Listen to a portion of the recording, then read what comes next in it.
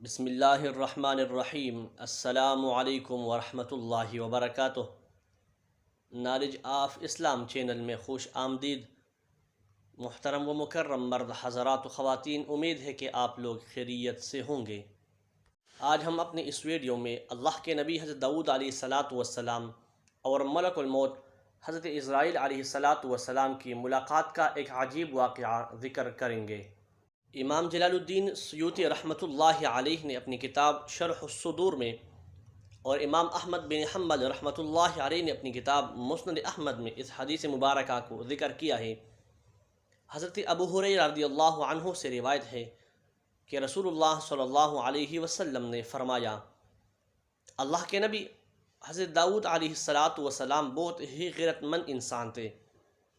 جب آپ علیہ السلام گھر سے نکلتے تو دروازوں کو تالے لگا دیتے تاکہ کوئی گھر نہ جائے۔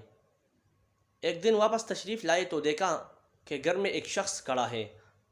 آپ نے پوچھا، تم کون ہو؟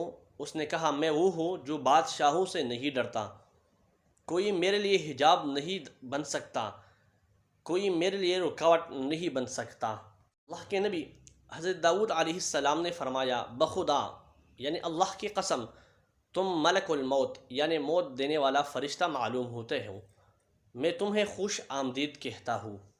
آپ علیہ السلام نے کمبل اوڑھا اور آپ کی روح قبض ہو گئی۔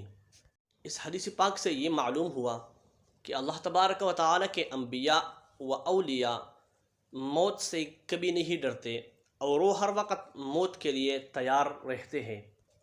اللہ تبارک و تعالی ہم سب کو موت کی سختی اور تلخی سے اپنی حفظ و امان میں رکھے، اور بوقت موت ہم سب کو کلمہ طیبہ کا ورد پڑھنے کی توفیق عطا فرمائے۔ والسلام۔